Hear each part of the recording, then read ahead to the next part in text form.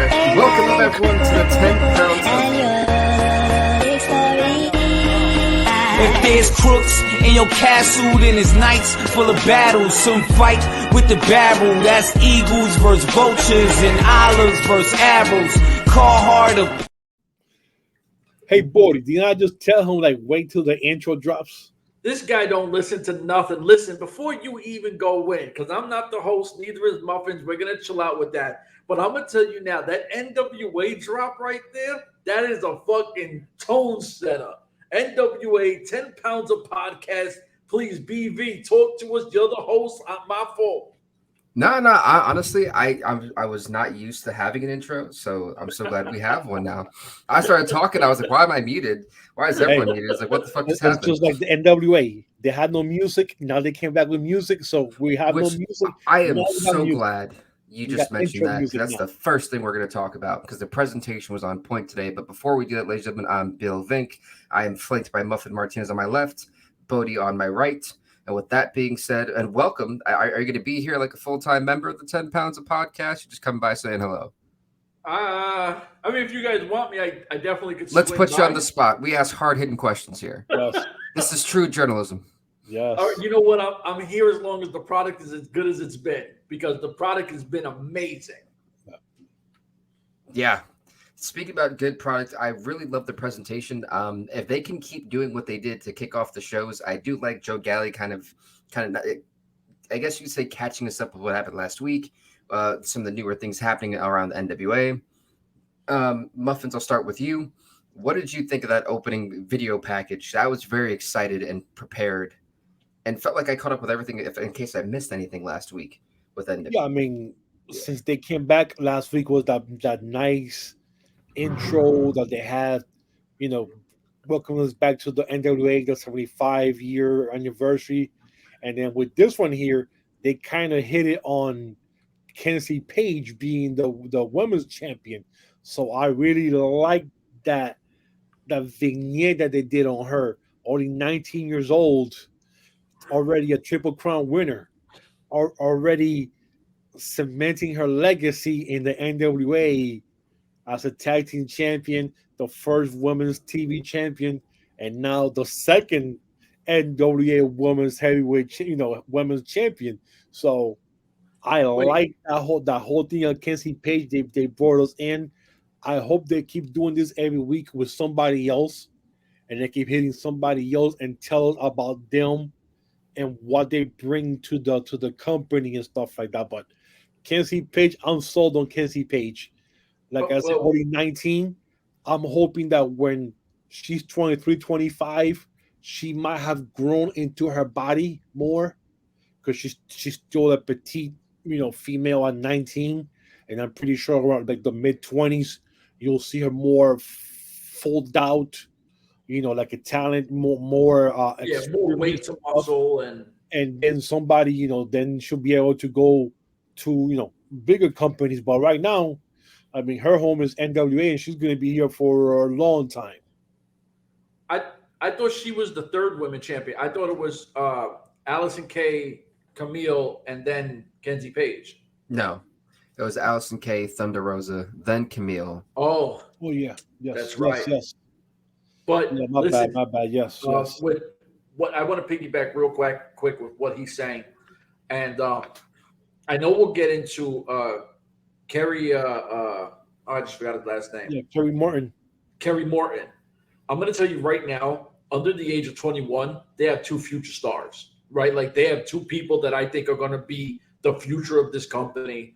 And I am really excited to see what those two do. Kenzie Page, I didn't know a lot about her work. I literally jumped into a chat, was like, yo, Muffins, who are this pretty and powerful group or whatever their name is? And he was like, bro, this. So I started doing some homework. That's a phenomenal group. I don't think any of them are 21 yet, which is insane. That Jesus Christ, we're so used to talking about NWA has such an amazing roster, like at such a young age, that there's no turnover. These people are going to grow into the company, and the company's going to keep rising with them, which is a beautiful thing with what NWA has. And it's funny, Kenzie Page being only 19, which means her sister is just turned 18 to be legal enough to start wrestling in the NWA. So between the Kinsey Twisters, I mean, you got years to build these girls or these ladies into future champions, and they will definitely carry an NWA women's division. And if NWA ever gets out there and they start doing some tag team tournaments like the Crockett Cup, and they have a female Crockett Cup thing in the future, the Kansas girls will be out there. Pretty Empower will have two different teams because of the 4 girls they got in there. So that's something that I would love to see in the future. It's a Crockett Cup for females. You know, I hope you're ready because we're talking today. Yeah. And you know, you guys touched on like the youth, and I remember I had said this at NWA 75 that the future's in good hands with NWA, and what we have seen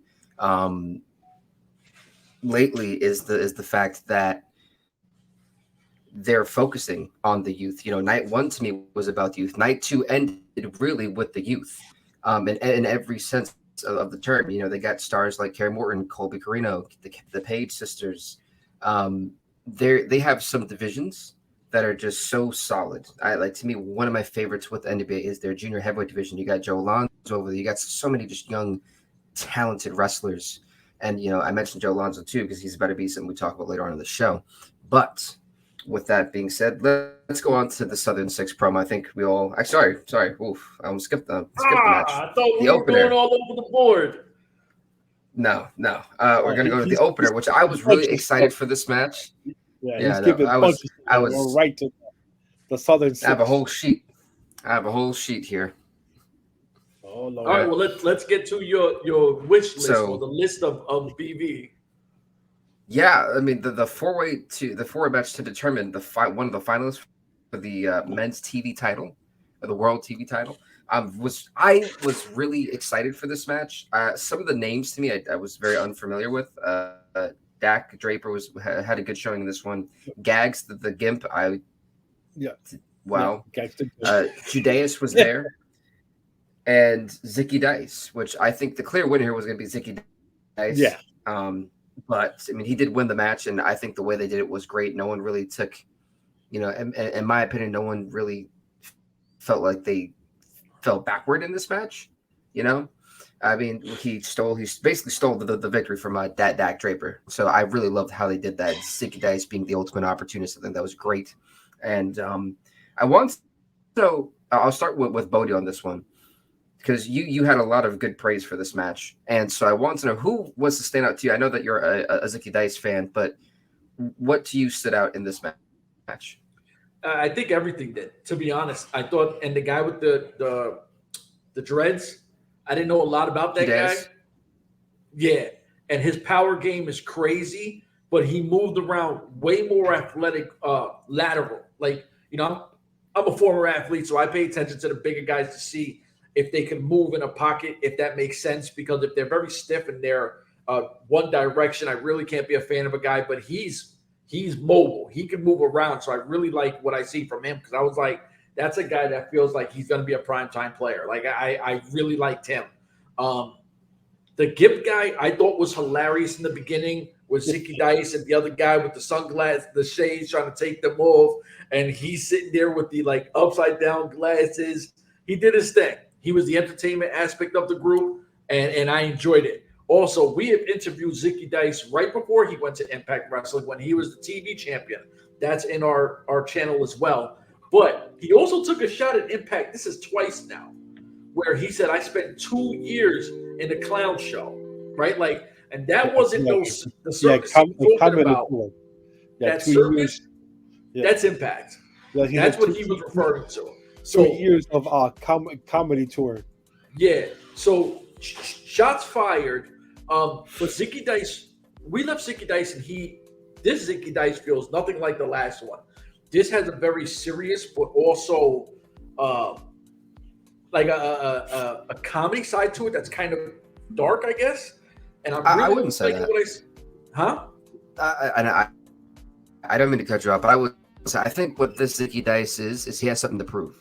This is not the comedy club Zicky Dice anymore. This is Zicky Dice, the guy who's going to be television champion, the guy who never lost his TV title. Zicky Dice right now has a chip on his shoulder, and he's trying to show the NWA right now, the entire audience, that he is the rightful and uncrowned television champion, in my opinion. And it's going to be vacated for the next pay-per-view because Bram is well, that depends. That depends. Well, he didn't. All right, we'll get to that. We'll get to that later. Yeah. We'll get to that later. But it's not even that. Zicky Dice has to go through one other person, and we'll find out who wins that other 4-way match next week. So, for the real question is, can Zicky Dice beat whoever that next person is next week? Can Zicky Dice go? You think he's running the gauntlet? You think he's going to be the champ? Oh, it's not. First off, right now, if you look at that match, right? Yes. And I'm not taking nothing away from any of these guys, but there is nobody on Zicky Dice's level in that match right now. And what NWA is really, to me, what they're priding themselves on is having the right champions at the right time. The last 2 World Heavyweight Champions, nobody gave a shit about. Let's just keep it 1,000. EC3 calling himself the Overman, the praise that Kenzie Page is getting from Camille, it's letting them know that this girl is a star. She is her. And she got the seal of approval from the former champ of 800-something days. All the young gunners who are winning all these other belts, they're stepping up. So you need the next guy to step into that shoes. And right now, Zicky Dice, you put a mic in front of him, there's not many people in NWA or any other promotion that can out-talk him. He is the right guy for the right job at the right time.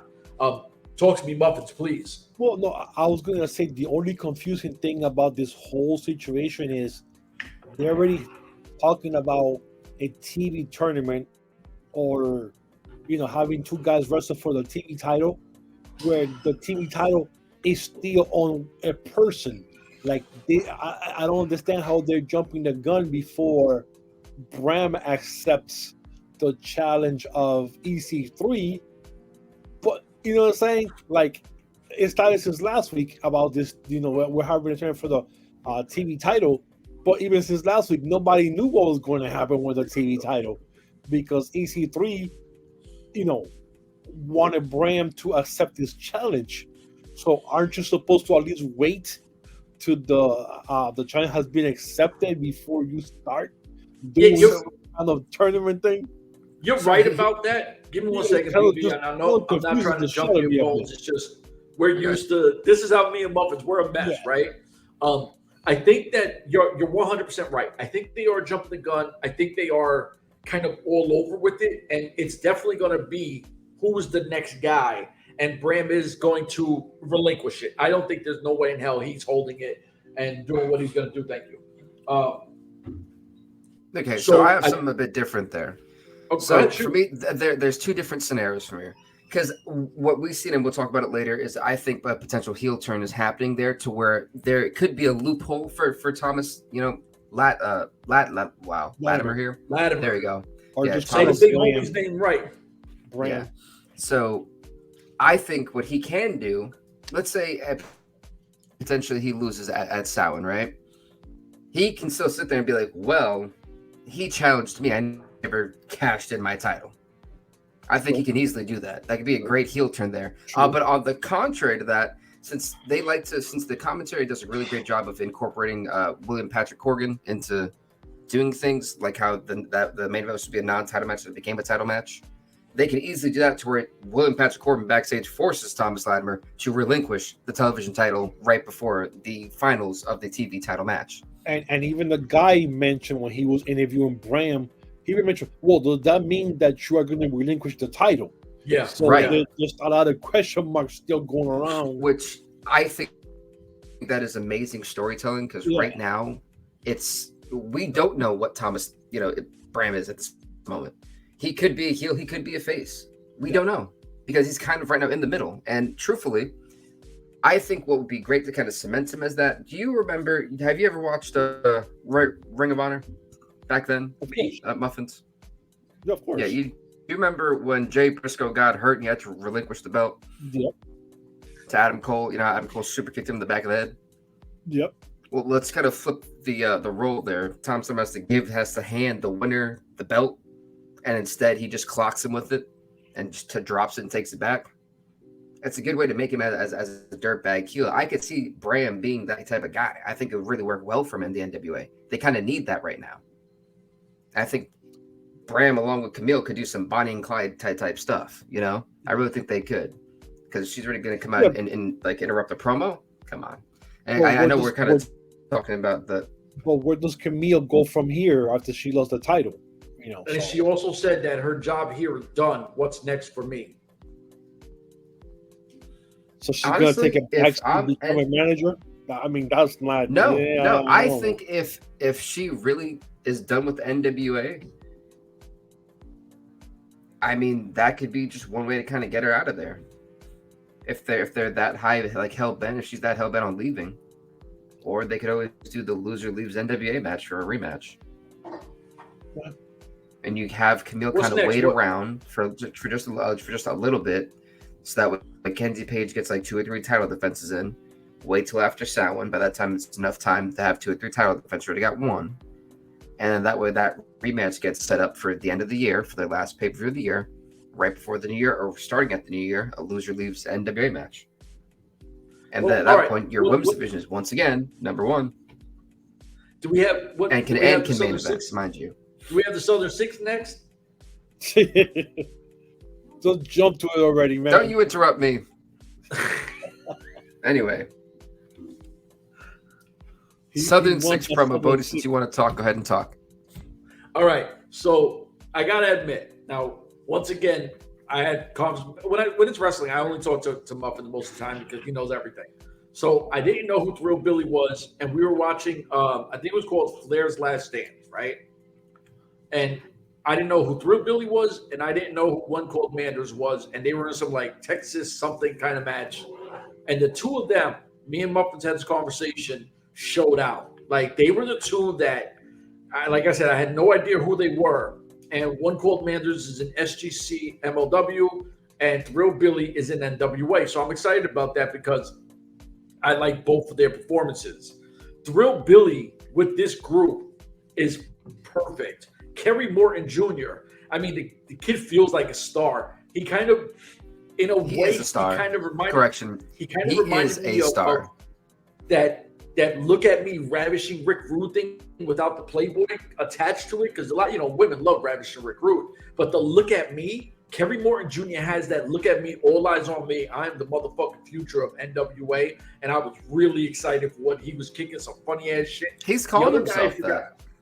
Yeah, the other guy, I forgot his name, and he's hilarious. The little guy with the white and something shirt, where he's like, 3 things we like, 3 things we don't like. And he's like, women with opinions. Like, he killed it. And then Thrill Billy had some saying, and I wrote in the chat, I should have wrote it. He said something about, it's like a midget in a urinal. You have to stand on all 10 toes. Yeah. Yo, he's on some next level shit. Thrill Billy, and he's the NWA national. The Pepto-Bismol national. The Pepto-Bismol belt. Yeah. He got the Pepto-Bismol belt. I don't get how you guys call it the Pepto. It doesn't look like a Pepto-Bismol. They changed the color of changed the color of the strap though. Oh, they did? Yeah, it's more of like a dark maroon now. Oh, okay, thank God, because that thing was pink before, and that shit was horrible. Hideous. So that's how it's called, the Bismol national title. National title. A Thrill Billy, and you see him. He's got that belt. He's proud. I'm the guy. Southern Six in the building. The way they were talking to Sam Leterna, who we love to death. I mean, they're both trying to bag up Sam Leterna. So I was like, you know what? If you're new to NWA and this is the first thing you see, you got to fuck with these guys. These guys, I love what they're doing. I think all 3 of them are primed for a big career in NWA. So I love the promo. They talk their shit, and I'm a fan. And I'm not a fan of a lot of shit. I am a fan of the Southern Six. Thrill Billy, Kerry Morton Jr., and the other homie. So here's my question for you, and Muffins will get to you next. What do you think the direction is for Kerry Morton specifically? Do you think he goes up to the heavyweights? And because me and Muffins talked about this before, but I kind of want to get his opinion. No. You think he stays as like a junior heavyweight even after his win against Matt Cardona? Remember how Josef Samael, he's calling himself the Uncrowned. I hear you, but remember how Joseph Samael kind of won everything moving up? He touched every division. I think that's his trajectory. I think he's going to dominate from here to here. So when he gets to the top, it is going to be this is our guy. Look where we see the beginning. But here's my question though, because he just had a lengthy reign as the junior heavyweight champion. And it was a great reign, as I've been told. And does he stay in that division? Like, what does he do? Does he go to work your Nationals, way up. TV? TV could be next. TV could be next, and then you cash it in against whoever the champ is at that point, and then you have the future of the NWA sitting there. Listen, the kid comes from the pedigree of pedigrees. Right. So here's my thing. Because I had said that I think he'll, if they're smart, he made events NWA 76, right? Oh, do you agree with that statement? I definitely would. 76, he comes over. I'm with it. Next year, NWA 76, Kerry Morton Jr. for champ. I am with that. Hashtag Kerry Morton Jr. for champ 76. Okay. So Muffins, I want to know your opinion. I just got one thing to ask. So it's called the Southern Six. There's only 4 guys, which means that maybe in the future they'll add 2 other guys to the group. Or it could be Kerry Morton Jr. and what was the other guy from the Rock and Roll Express? It could kind of be like a tribute to them. Oh, Robert Gibson? Yeah, kind of like if they're the forefathers, so that makes 6. Well, I figured they will add 2 more members in the future. I mean, there's a bunch two girls. 2 girls to the Southern Six. Let's go. They have a lot of Southern guys there, so I was thinking that maybe in the future they add 2 other guys to make a Southern Six make sense. Because it's only 4. Fair enough. Yeah. Well, I don't 3, know. 3 and then Ricky Morton, the father. But that dude's like already like 80-something years old, and he still wants to wrestle. Greatest referee of all time. The way I'm kind of glad that you. I'm very glad that you actually talked about Ricky Morton, but I will say this to kind of move forward. Great promo from Southern Six. Those guys are stars. That being said, we're going to segue here. AJ Kazana, whatever, I don't care, versus Jack Stane. Yep. I liked this match. I liked it because it was hard hitting. Like these guys actually this was a brawl. It went to the outside. I liked it. Felt like an actual fight. And I feel like NWA kind of delivered on their promise of showcasing that more often. And so for me, this was a good fight. I like the fact that the match ended with the camel clutch. I love that move. So maybe I'm a little bit biased there, but I feel like the camel clutch is one of the best submissions in pro wrestling. Maybe I'm slightly an Iron Sheik fan. That's probably why I'm saying that. But I mean, for me, this match did what it was supposed to do. It was supposed to see someone falling downward.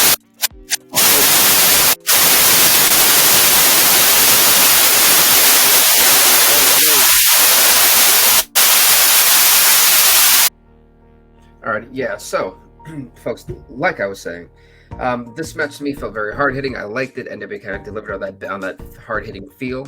And truthfully, I'm kind of intrigued to see where Jackson goes from here, because right now both of those guys to me felt like they were kind of directionless after not breaking up from their tag teams and things like that. So it's gonna be interesting to see what's in store for AJ Kazanza next, and where does Jackson go from here. With that being said, Muffins, we'll start with you. Well, that's my issue with Jack Jaynes. Where do we go from here with him for the last 5 years since he's been in the NWA? He came in as a tag team with Crimson, the 2 veteran guys, war veterans, for a while. Mm-hmm. Then they turned on each other. Then he went with somebody else,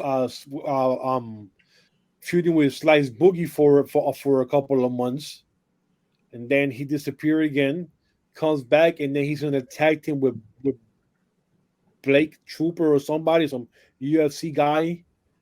Then they just finally broke that up now, and now he's back in the singles.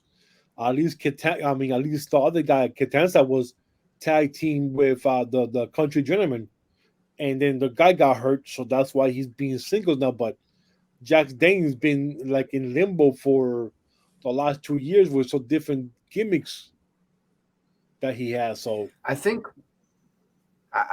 with what happened at 75 with his match with Tim Storm, I think he was supposed to kind of heal it up there. So his one storyline that maybe try to get him back on track just fell flat. It just didn't happen. It ended before it even began. So I think now with him, he's kind of in this strange position where he's gonna have to reinvent himself. Gee, I can't speak today. Yeah. So and I actually like a Catanza guy, for the country gentleman. Like I said, I don't know what happened to his tag team partner. He got hurt or something. Well, the commentary said that they broke up. Yeah, that's what they were saying, but they had mentioned something about an injury or something like that. So I'm like, okay, well, damn, everybody broke up at the one show. You know what I'm saying? Like everybody just break up in one show. Like 75, they said, "Fuck it, it's over. We're done." Yeah, and then his father, Catanza's father, is also used to be a wrestler, now promoter. So I always loved that whole country gentleman gimmick because they're Southern guys, big booty guys from Texas and shit. Go up there and beat the shit out of you and go out back in the back and drink some whiskey afterwards. That's how I saw them. Bodie, you had kind of made a meh thing. I don't think you care enough to talk about it. If this was a me and Muffin segment, it would be next. Yeah. All right, cool. So, what are your thoughts? Just next. No comment from Bodie. No comment. Fair enough. Comment. All right. So, Ricky Morton's promo. Honestly, I can't even believe I'm saying this. So I actually did not mind this promo. It didn't bother me none. He said he'd call it right down the middle, but we know that this is a Morton, so calling anything right down the middle is trivial. Yeah. Muffins, your thoughts? Well, it's Ricky Morton, bro. I mean, the man can do no wrong. Every time I see Ricky Morton, I keep thinking about that Ric Flair promo from back in '87, and he pulls out the little teeny little baby bathing suit, and he's like, "Oh, look at here, Ricky. The girls like you. Look at this is the only type of girls that like you." And he's throwing the little bikini at his face, and then Ricky Morton just slaps the shit out of him, and they have the biggest storyline for the next 6 months. After that, going crazy with Ricky Morton against Ric Flair. That's how you build stuff back then. You can't do that shit nowadays. For some reason, no one can build a proper anything nowadays. So Ricky Morton can do no wrong. Like Jim Cornette said when they got inducted, from the time they left the dressing room to the time they got to the ring, they got at least 5 or 6 women pregnant. At least. Because they were the baby looks, they're just killed back in those days. If you were like a baby face. So now my thing is, why was Homicide tagged with this guy and they looked like they had nothing but turmoil? Hold on. You're jumping the gun. Yeah, we'll get to that point. You jumping ahead. I mean, do I have to? I mean, after yes, what you do. Yes, said, do we really have to talk anything about the guy's promo? Yes, I want to get your opinion. This is journalism. Get used to it. I like the promo. This is not how you do. You don't do journalism. This is journalism here. So I like the promo. I knew he was lying his ass off. Like he was going to call it down the middle. 50, he called that right down the middle.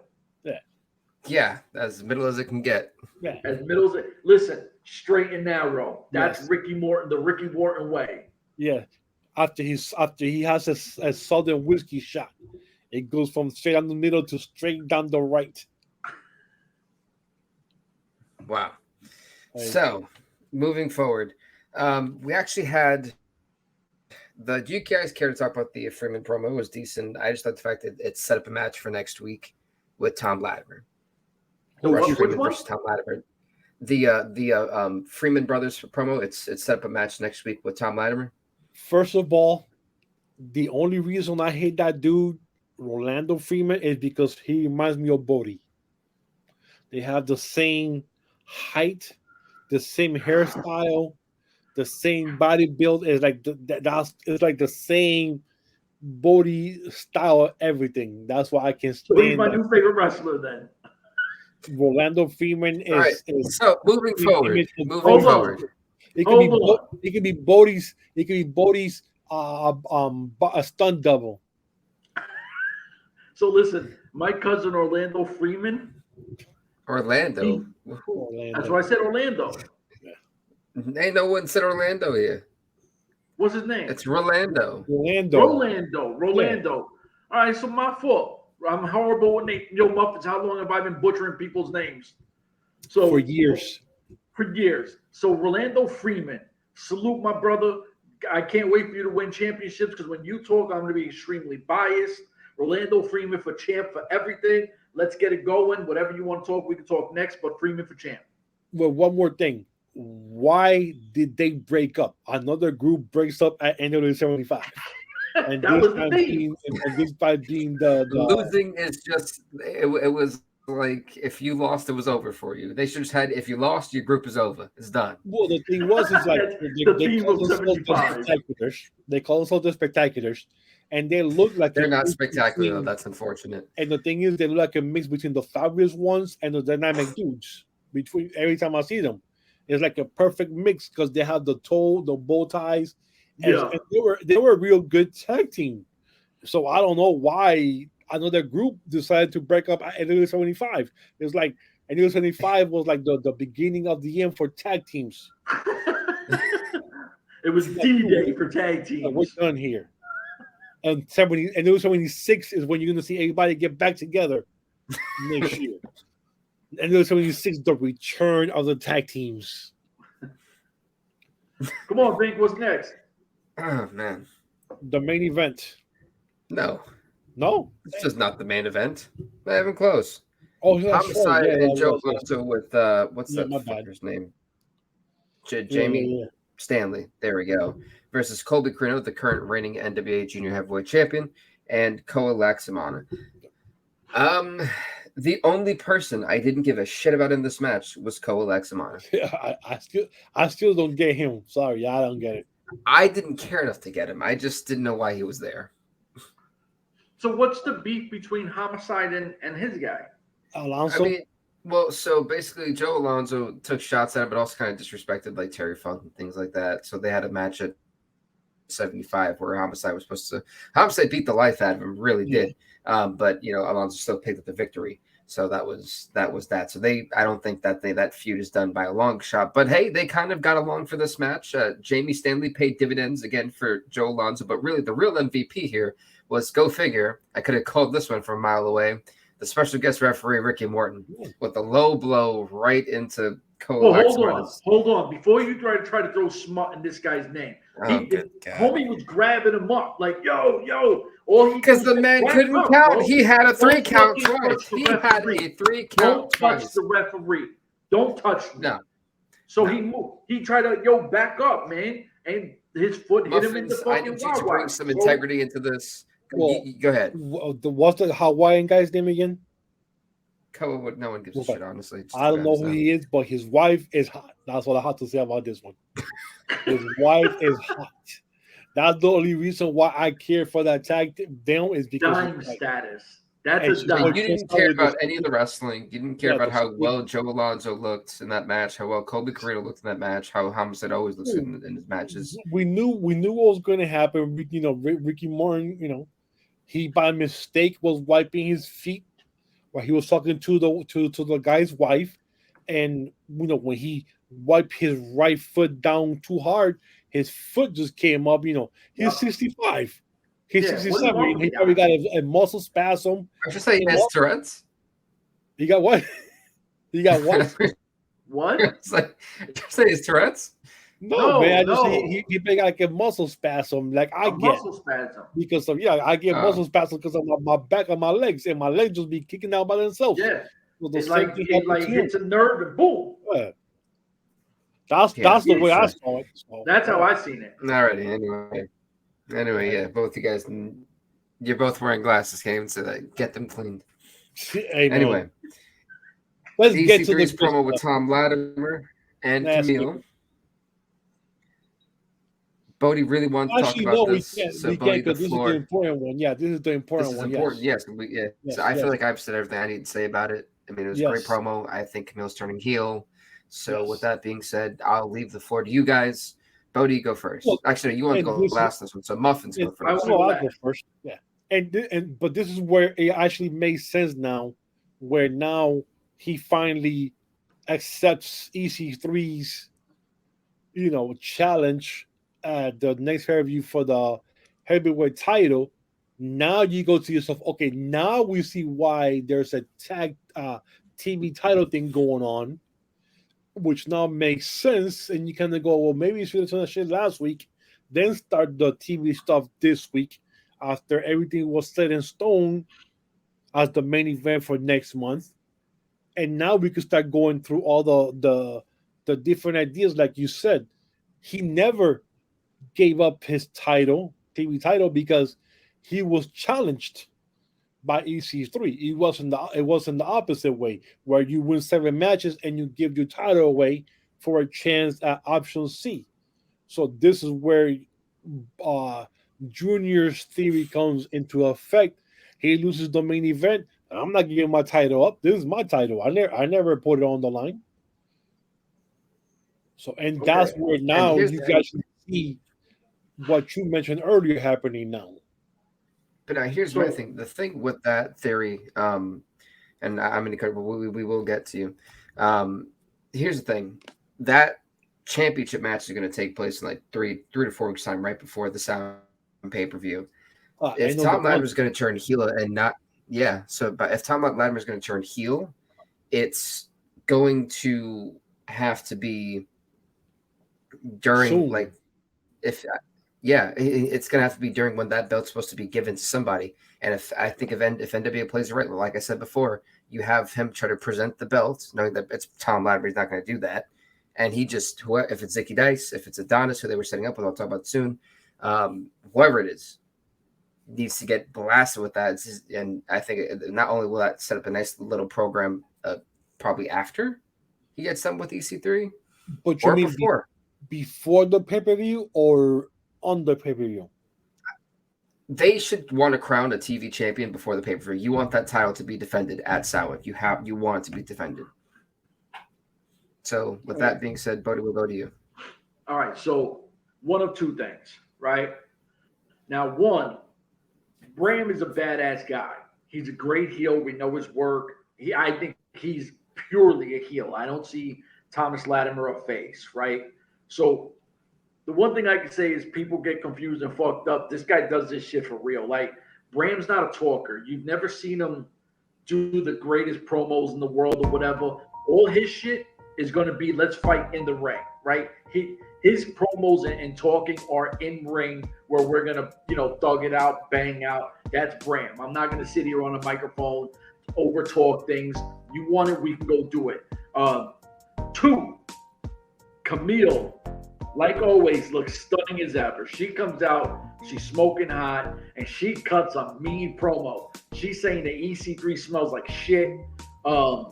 She just starts going in and in and in and in. And I'm like, holy shit, this is incredible, because everything you weren't going to get from Thomas Latimer, you got from his side, which was Camille. You got somebody to talk shit back. I don't think they're going to drop the belt on EC3 that quick. To me, that wouldn't make sense, because it's way too fast, and NWA doesn't have a track record of giving those belts up fast. But build Tom Latimer up as the bad guy like you're referring to, and let this be a really good rivalry, because at one point when CYN came in, which we were excited about, they seemed like this was going to be a thing, because EC3 was kind of like talking to Camille, and Thomas Latimer wasn't feeling it. Then it looked like there was something going to happen with that. CYN flew out the window, but Thomas Latimer and EC3 feel like a main event. Unlike the last prior 2 champions, this is a pay-per-view worthy 2 competitors to do what they're going to do. Thomas Latimer is going to bring out the best in EC3. Both of these brothers know each other. We've seen their work 6 billion times in the Impact Zone. So I'm always going to be super pro Thomas Latimer. It's a big homie. EC3 is one of my favorites. Guy's a really cool guy. But NWA is in the perfect position now to take this wave, because NWA 75 was so good. Back-to-back days that were awesome. The show after that, great. The next show after that, great. So they're on a serious wave, and you can only build up with these 2 gentlemen. I'm all for it. And if Camille stays, they better give her something important, because going from the greatest women's champion of all time to a manager makes zero sense. You got to do something with her. If not, I hope. That's why I said they should do what I said. No, I hear what you're saying, but you got to think she's already done everything. It's hard to stay somewhere when you're you've done everything. And I would love to see her on a bigger stage. I would love to see her even in Impact, which is bigger than NWA. AEW super crowded. WWE would be fucking awesome. Or help build the MLW featherweight division. I think would be super dope. If not, you got to keep her at the top of everything, feuding with anyone who matters in the NWA women's division. Got to do it. All right. So moving on, we got one last promo and then the main event. Chris Adonis' promo. He wants to be TV champion. He wants to cash it in. And he basically just shits on Zicky Dice, saying, who the hell is that, right? Bodie, we'll start with you. I mean, I already said everything I got to say about Zicky Dice. Zicky Dice is he's the fucking guy. You know, like, I don't care what anyone says. At this point, I'm so bought in on what Zicky Dice is going to respond to or what his matches are going to be. Because he's already made a point where anything I do, you want to watch. And I'm not saying me. I'm saying anyone who's watching. He's taking his shit to another level. And it doesn't matter what anyone else does. Until somebody can out-talk with this guy and then perform with him, I don't really care what anyone does. Until someone shuts him up and I go, oh, shit, someone can actually talk with him, and then they're going to go in ring kabang with him, I don't care. I'm all pro Zicky Dice for TV champ. The belt he never lost. Yeah, Zicky Dice, I mean, he loses, he's going to win the title whenever that happens, so I don't really care what he calls himself, Sexy Jesus, or whatever stupid name. He's a moron. That makes no damn sense why he's saying that, but yeah, I mean, unless they're going to give us something different, Zicky Dice should be walking to the next pay-per-view, either getting the belt or already defending the belt at that show. So Zicky Dice for the TV title. Alrighty. So with that, let's go to the main event. Kenzie Page versus Samantha Starr. What was supposed to be a non-title match, commentary doing a phenomenal job here of letting us know that Corgan once again changed the match at last second to make it an NWA Women's World Championship title match. Kenzie Page's first official title defense in her reign. So, with that being said, of course, Kenzie Page was victorious. But what stood out to me was they actually allowed the females here to main event. I thought they put on a good show for the time they had allotted. I felt like they should have been given a little bit more time since it was the main event. But I mean, they went out there. It was hard hitting. It was contested. They both gave it all, and that Kenzie cutter is flawless.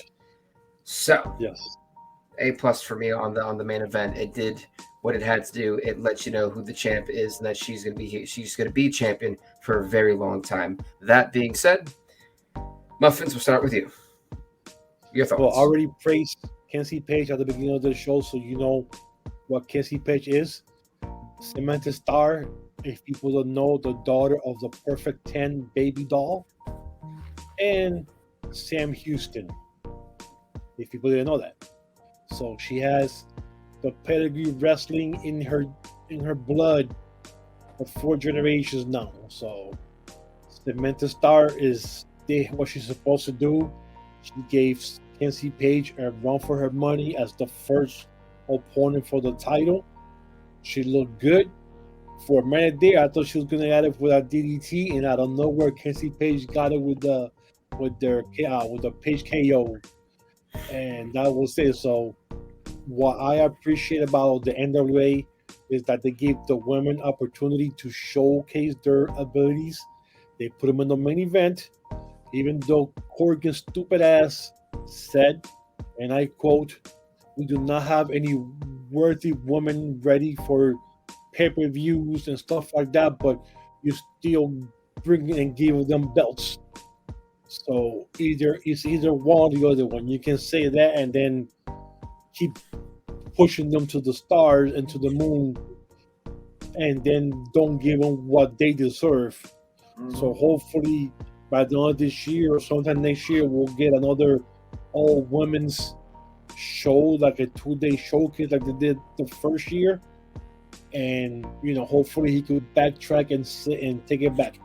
Because right now he just looking more on saying something like that and then pushing the women's agenda at the same time. Can't be both. No, I completely agree with you. Now I didn't know the information of what's her name, the star. Star. Yep.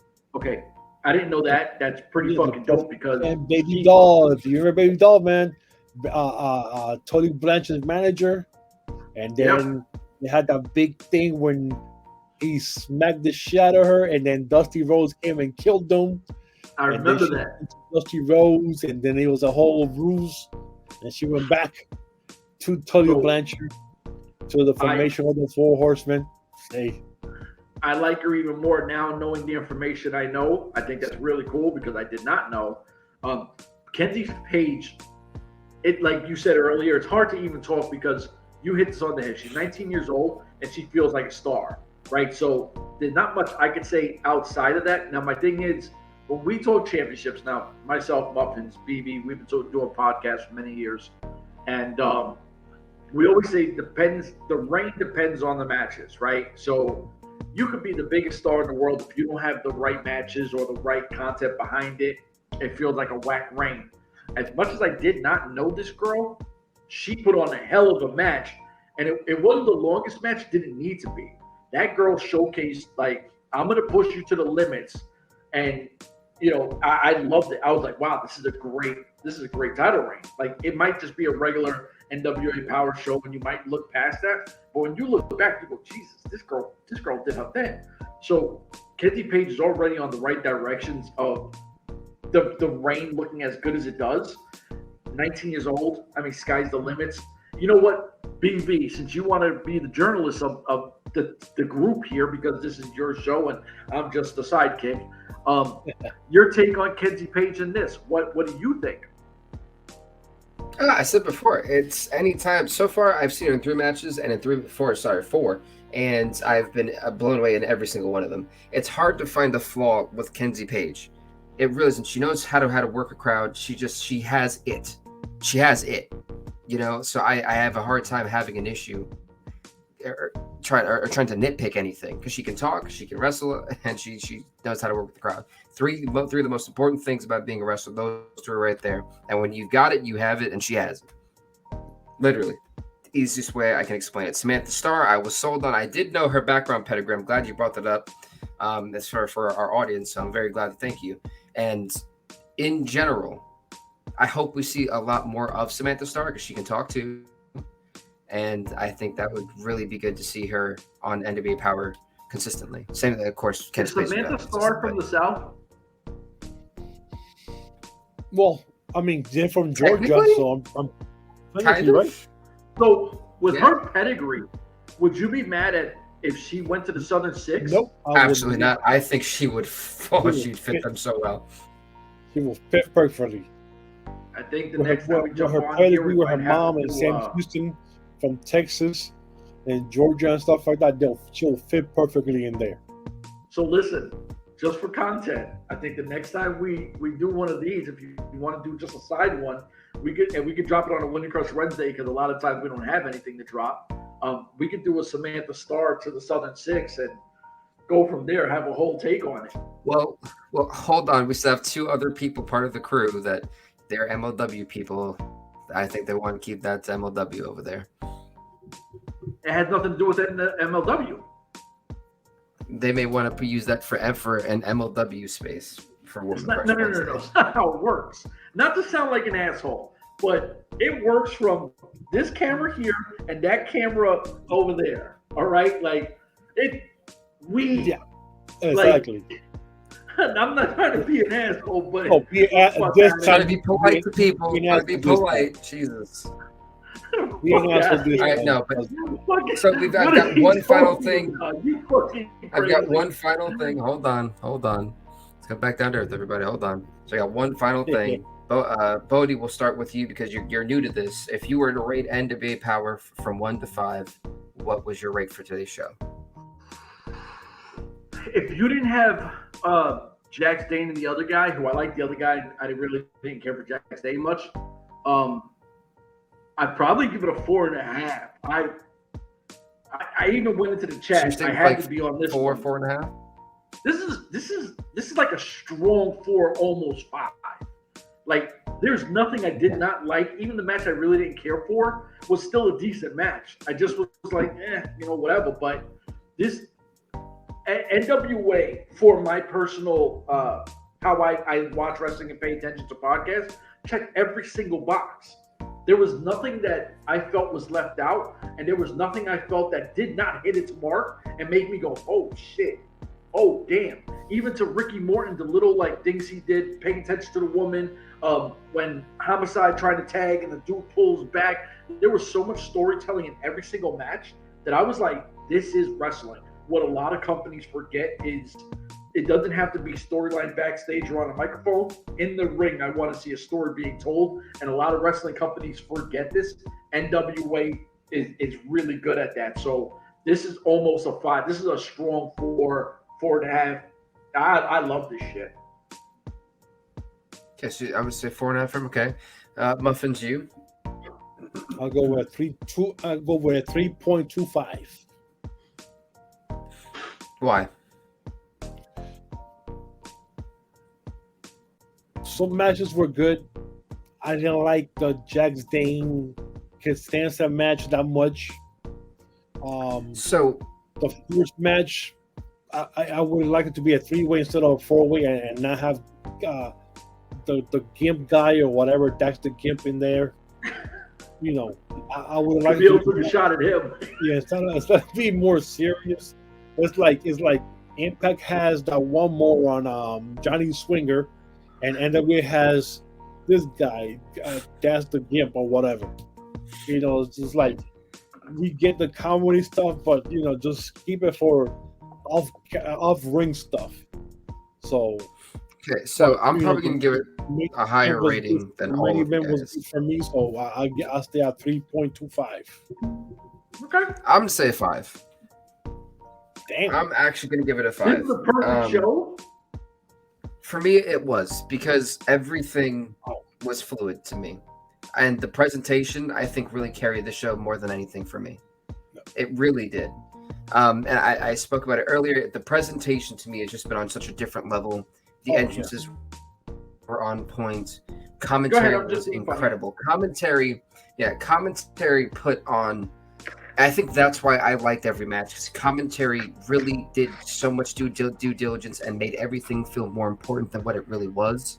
And so for me, I was enthralled by the commentary. I loved the in-ring action. I loved the grittiness that we seen in this episode. It was really physical. It was up in your face, and that's what I like. I like things that are like a fight, And So, then we also found out that Velvet Sky is no longer with the NWA, so that's one less mouth on the commentary. Now it's Joe Galli with Danny Diaz now. And I like the Deals guy. To me, the Deals guy really just sells it. I love Danny Diaz. He's funny. But realistically, for me, from top to bottom, I had no issues with anything, because everything kept me guessing. Everything kept me wondering what's going to happen next week. And when you can sit there and have me anticipating next week, that means you've done your job to me. And that's why I gave it a 5, because I am so excited for next week's show. We got to see previews of the matches for next week. I'm ready. I'm excited, and I can't wait to do this again next week. So that's why I gave it a 5, because I'm so excited, and the anticipation is building towards Sound. NWA is doing everything right for me right now. So that's why I gave it a 5. They're just on the right page, and I want to see this through. And I can't wait for next week's show. And when you can do that, that's a 5-star show in my opinion. Wow. All right. I enjoyed it. I really did. Great show. Everything touched what it had to do. And like I said, my only worry and curiosity is Camille of all the things. That's it. My one thing is what happens to Camille next. But for right now, that's not my main focus. Right now is the storylines happening at the moment. And with that being said, ladies and gentlemen, what is your rating? Let us know in the comment section. This has been the 10 Pounds of Podcast for myself, Bodie, and Muffins. We are out of here. Make sure you hit the subscription button on YouTube for the Urban Wrestling Network. Check out our MLW content. Check out our interviews. Check out our 10 Pounds of Podcast. We'll be back next week. I may not be here next week, so one of you two are going to have to host because I'll be in West Palm Beach for 2 days for a work trip. So one of you two are going to have to be hosting next week. So I look forward to coming back in 2 weeks' time. And so we'll see you then, everybody. Peace out. Deuces.